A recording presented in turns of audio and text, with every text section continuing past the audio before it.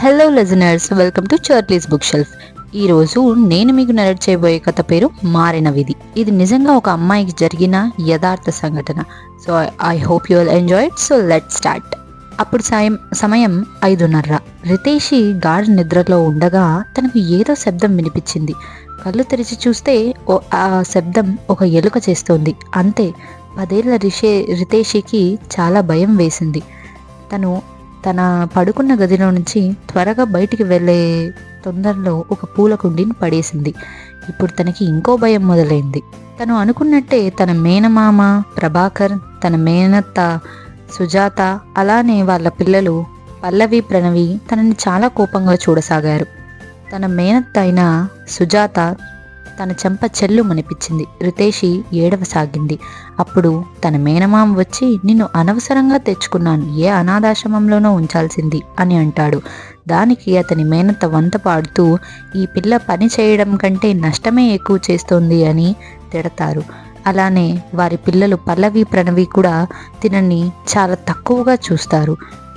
నీ వల్లే మాకు చాలా డిస్టర్బెన్స్, మాకు స్కూల్కి కూడా లేట్ అవుతుంది, ముందు త్వరగా పని చేయని పనులు పురమాయిస్తారు. ఇదంతా గుడి నుంచి వచ్చిన రితేషి అమ్మమ్మైన సుందరమ్మ చూసి చాలా బాధపడుతుంది. అలానే రితేషి చేతికి తగిలిన గాయాన్ని చూసి కోపంగా తన కొడుకు దగ్గరకు వెళ్ళి నిలదీస్తుంది. నువ్వు, నీ కుటుంబం కొంచెం కూడా మనుషుల్లాగా ప్రవర్తించడం లేదురా, ఎందుకురా ఇలా చేస్తున్నారు? నా కూతురు ఉన్నంత వరకు బాగానే ఉన్నావు కదా, ఇప్పుడు తన కూతురుని చూసుకోవడానికి అసలు నీకు ఏమైంది? పాపంరా, చిన్నపిల్ల అన్న జాలి కూడా లేదా అని అంటారు. అంతే. ప్రభాకర్కి చాలా కోపం వచ్చి, అమ్మా, నీ పని నువ్వు చూసుకో, మా గురించి ఇష్టం వచ్చినట్టు మాట్లాడద్దు, లేదు అంటే నువ్వు నీ ముద్దుల మనవరాల్ని తీసుకొని వెళ్ళిపో అని కోపంగా అంటాడు. అప్పుడు అతని భార్య సుజాత వచ్చి, బాధపడకండి అత్తయ్య, మేమేం మీ కూతురి డబ్బేం తినడం లేదు, ఇంకా ఆమె కూతుర్నే మేము పెంచుతున్నామని అంటుంది.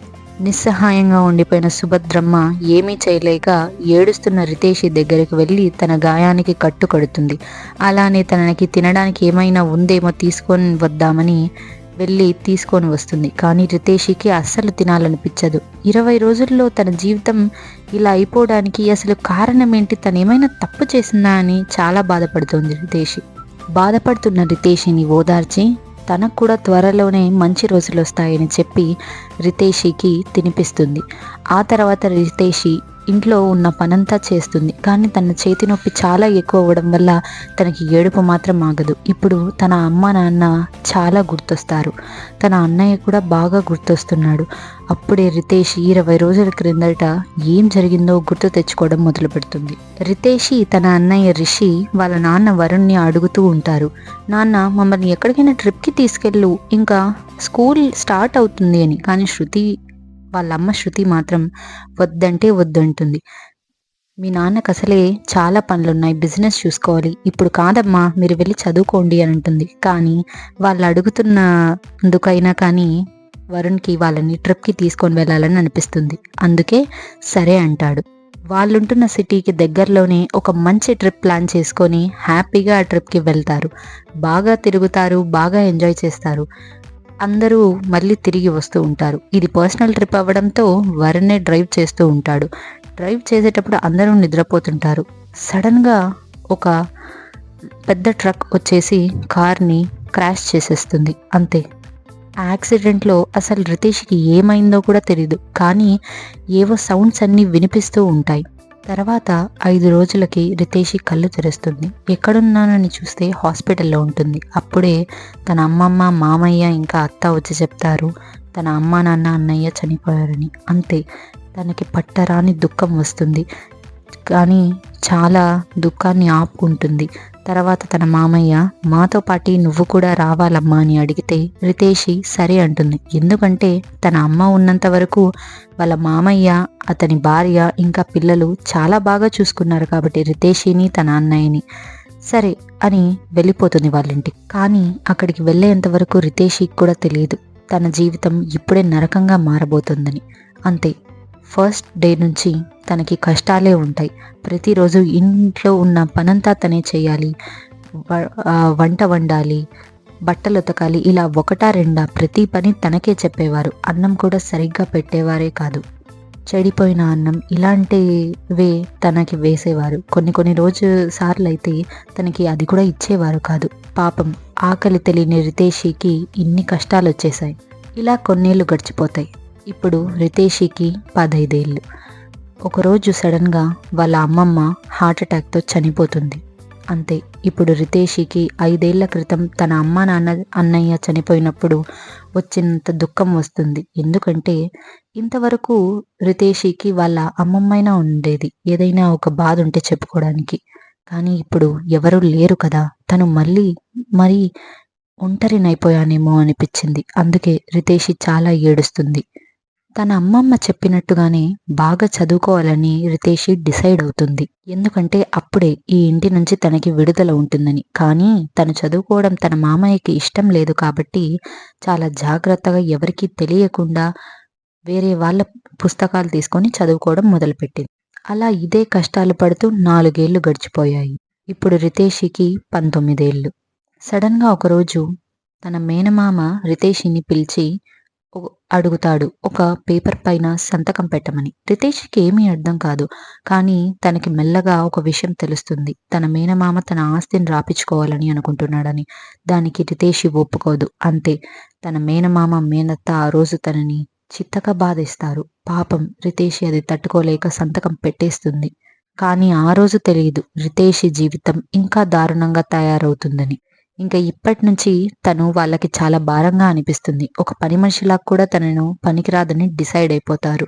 అప్పుడు రితేషికి తెలుస్తుంది ఏంటంటే తన మామయ్య తన నుంచి తీసుకున్న మొత్తం ఆస్తినంతా పోగొట్టుకున్నాడని. క్లబ్స్‌లో, గ్యామ్లింగ్‌లో ఇలా అన్ని చెడు వ్యసనాలకి బానిసై మొత్తం పోగొట్టేశాడని. అందుకే వాళ్ళు రోజూ ఇంటికొచ్చి గట్టిగా అరిచి రచ్చ చేసేవాళ్ళు.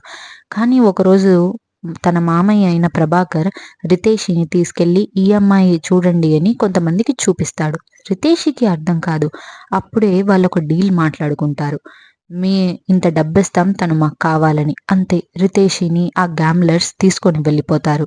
రితేషికి ఏం చేయాలో అర్థం కాదు. అలా రితేషిని బాంబేకి తీసుకొని వెళ్ళిపోతారు. బాంబేకి వెళ్ళిన రితేషి చాలా ఏడుస్తూ ఉంటుంది.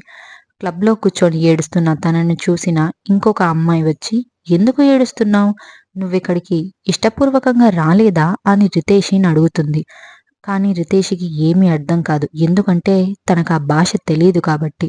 కానీ తనకు మాత్రం ఒకటి అర్థమవుతుంది. ఆ అమ్మాయికి ఇష్టం లేదు అని. అందుకే ఆ కొత్తగా వచ్చిన అమ్మాయి ఏం చెప్తుందంటే, "నువ్వు వెళ్లి అక్కడున్న ఒక మేడంని కలువు. తను నీకేదైనా సహాయం చేయొచ్చు ఇక్కడి నుంచి వెళ్ళిపోవడంలో" అని చెప్తుంది. రితేషి కూడా సరే అంటుంది. స కానీ ఆమెని వెళ్లి అడిగితే తను ఎంతకీ ఒప్పుకోదు. అప్పుడే రితేషిని ఒక గ్యామ్లర్ చూస్తాడు. చూసి తను నాకు కావాలి, నేను తనని కొనుక్కుంటాను అంటే ఆ క్లబ్ వాళ్ళు అమ్మేస్తారు. ఇప్పుడు రితేషి అనుకుంటుంది. నేను ఇంకా కూడా ఏమీ చేయకపోతే నా జీవితం బాగా నాశనం అయిపోతుంది. అందుకే నేనిప్పుడే ఏదో ఒక స్టెప్ తీసుకోవాలి అని తను వెళ్తున్న కారులో నుంచి దూకేస్తుంది. అంతే. తనకు చాలా దెబ్బలు తగులుతాయి. తనని వెనకల కూడా చాలా మందే తరుముతుంటారు. కానీ రితేషి వెనకాడకూడదని డిసైడ్ అయిపోతుంది. అందుకే పరుగున రితేషి వెళ్లి ఒక చెత్త కుప్ప దగ్గర దాక్కుంటుంది. అలానే రాత్రయిపోతుంది. వాళ్ళు వెతుకుతుంటారు. చిన్నగా వాళ్ళు కూడా వెళ్ళిపోతారు. ఏ శబ్దం రాదు. కానీ రితేషికి ఎక్కడికి వెళ్ళాలో తెలీదు. ఏడుస్తూనే ఉంటుంది. అటుగా వచ్చిన ఒకతను రితేషిని చూస్తాడు. చూసి "ఎవరమ్మా నువ్వు" అంటే తను భయపడుతూ ఏడుస్తూనే ఉంటుంది. అప్పుడే అతనికి ఒక విషయం అర్థమవుతుంది. తను ఒక ఆర్ఫన్ అయ్యుండొచ్చని. అందుకే తనని తీసుకొని వెళ్ళి ఆయనకున్న ఒక ఎన్‌జీఓలో చేర్పిచ్చేస్తారు. రితేషిని అక్కడ ఒక తెలుగు ఆవిడ కలుస్తుంది. "నువ్విక్కడే ఉండి చదువుకోవచ్చు. ఏం భయపడకు. ఇక్కడ అందరూ మంచివాళ్ళే. ఇక్కడుండే వాళ్ళే నీ ఫ్యామిలీ అని ఇంకా అనుకో" అని రితేషికి అప్పటినుంచే చదివిపించడం ఇదంతా స్టార్ట్ చేస్తారు. రితేషి కూడా అన్నిట్లో స్కాలర్‌షిప్స్ తెచ్చుకుంటూ బాగా చదువుకుంటుంది. అదే ఆర్ఫనేజ్‌లో ఒక అబ్బాయి కనిపిస్తాడు. ఆ అబ్బాయిని రితేషి ఎక్కడో చూసినట్టు అనిపిస్తుంది. అతని దగ్గరికి వెళ్లి ఒకరోజు అడుగుతుంది. తన మెడలో ఉన్న లాకెట్ చూసి ఇది ఎక్కడో చూసినట్టుందే అని కూడా అడుగుతుంది. కానీ ఆ అబ్బాయి ఏమీ చెప్పడు. రితేషి మళ్ళీ అడిగేసరికి అప్పుడు తను చెప్తాడు. "అవును. ఇది నాకు నా చెల్లెలిచ్చిందని." అప్పుడే అర్థమవుతుంది. రితేషికి అక్కడ ఉన్నది ఎవరో కాదు తన అన్నయ్య రిషినే అని. రిషికి ఆ విషయం చెప్పిన వెంటనే చాలా ఆనందిస్తాడు. ఇంకా "నువ్వు ఎక్కడున్నావక్క చెల్లి? అసలు ఏమైపోయావు ఇన్ని రోజులు? ఎందుకు నాకు కనిపించలేదు? అవును నువ్వు ఎందుకు హాస్పిటల్‌కి రాలేదు?" అని చాలా ప్రశ్నలే అడుగుతాడు. అప్పుడు రితేష్ జరిగిందంతా చెప్తుంది. అంతే పట్టరాని కోపం వస్తుంది రిషికి. రిషి అప్పుడు చెప్తాడు, "ఈ ఆర్ఫనేజ్ చాలా మంచిదని, ఈ ఎన్‌జీఓ నన్ను బాగా చదివిస్తోంది. నువ్వు నేను బాగా చదువుకొని ఆ తర్వాతే మనం ఏమైనా చేయగలమని అనుకుంటారు." వాళ్ళు డిసైడ్ అయినట్టే బాగా చదువుకుంటారు. లండన్‌కి వెళ్ళి బిజినెస్‌లో మాస్టర్స్ చేస్తారు. ఆ తర్వాత ఇండియాకి తిరిగి వచ్చి ఒక కంపెనీ పెట్టుకుంటారు. ఇప్పుడు మాత్రమే అనుకుంటా వీళ్ళకి విధి సహకరిస్తుంది. 5 ఏళ్లలోనే వాళ్ళు మంచి స్థాయికి వెళ్ళిపోతారు. పెద్ద పెద్ద ఇన్వెస్టర్స్ వచ్చి వాళ్ళ కంపెనీలో ఇన్వెస్ట్ చేయడం స్టార్ట్ చేస్తారు. అంతే వాళ్ళు యంగెస్ట్ బిలియనీర్స్ అయిపోతారు. బాగా సెటిల్ అయిపోతారు. అంతా హ్యాపీగా ఉంటారు. కానీ రితేషికి మాత్రం తన గతం ఇంకా తనని వెంటాడుతూ ఉంటుంది. అది ఎప్పుడూ తనకి పీడకలలా మిగిలిపోతుంది. నలిగిపోయిన తన బాల్యం ఎప్పుడు గుర్తొస్తూనే ఉంటుంది. ఇదంతా చూసిన రిషి చాలా బాధపడతాడు. తన చెల్లెలికి జరిగినది ఎలాగైనా తీర్చుకోవాలనుకుంటాడు. అందుకే మళ్ళీ మనం అదే పాత సిటీకి వెళ్ళిపోవాలి అని డిసైడ్ అయిపోతాడు. డిసైడ్ అయిన రితేషి ఇద్దరూ కలిసి మళ్ళీ వాళ్ళున్న సిటీకి చిన్నప్పుడున్న సిటీకి వచ్చేస్తారు. వెళ్ళి ముందు వాళ్ళ చిన్ననాటి ఇల్లుని చూసుకుంటారు. ఆ తర్వాత కొన్ని మెమరీస్ గుర్తు తెచ్చుకుంటారు. అలా వాళ్ళు బాగా అక్కడ గడిపిన క్షణాలు అన్నీ గుర్తు తెచ్చుకున్న తర్వాత వాళ్ళ మామ గురించి ఎంక్వైరీ చేయడానికి రితేషి ఇద్దరూ వెళ్తారు. అప్పుడు వాళ్ళకొక విషయం తెలుస్తుంది. తన మేనమామ మొత్తం ఆస్తిని పోగొట్టుకొని ఇప్పుడు తినడానికి తిండి కూడా లేకుండా అయిపోయాడని. ఇంకా వాళ్ళ పెద్ద కూతురు ప్రణవిని ఎవరో గ్యాంబ్లర్స్ బలవంతంగా తీసుకుపోయి క్లబ్‌లో పని చేయిస్తున్నారని. వాళ్ళు ఈ సిటీలోనే ఎక్కడో ఒక మూల ఉన్నారని తెలుస్తుంది.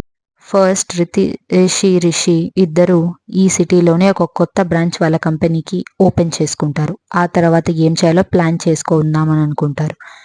ఒకరోజు రిషి ఒక క్లబ్ దగ్గర కొంతమంది అమ్మాయిలు పరిగెత్తుకుంటూ రావడం చూస్తాడు. తనకు అర్థం కాదు. అక్కడే కార్ ఆపమని డ్రైవర్‌కి చెప్తాడు. అక్కడ ఏం జరుగుతుందా అని ఆ క్లబ్ దగ్గరికి వెళ్తే అక్కడ చూసిన ఆ సంఘటనకి షాక్ అయిపోతాడు. అంతే వెంటనే తను ఫోన్ చేస్తాడు రితేషికి త్వరగా రమ్మని. మీటింగ్‌లో ఉన్న రితేషి కూడా ఏమైంది? ఎందుకు అన్నయ్య కాల్ చేశాడు, మెసేజ్ చేశాడు అని ఫాస్ట్‌గా వచ్చేస్తుంది. అప్పుడు ఇంటికి వచ్చిన తర్వాత రిషి ఫేస్ చూస్తే తన ఎక్స్‌ప్రెషన్ ఏంటో ఏమీ అర్థం కాదు. ఏమైందని అడిగితే కొన్ని ఫోటోస్ చూపిస్తాడు. అంతే రితేషి కూడా షాక్ అయిపోతుంది. ఇంతకీ ఆ ఫోటోస్‌లో మీరేముందనుకుంటున్నారు? ఆ photos ఎవరివనుకుంటున్నారు? Let me know in the comment section and stay tuned for the part 2. Like, share and subscribe to Charlie's Bookshelf. Thank you.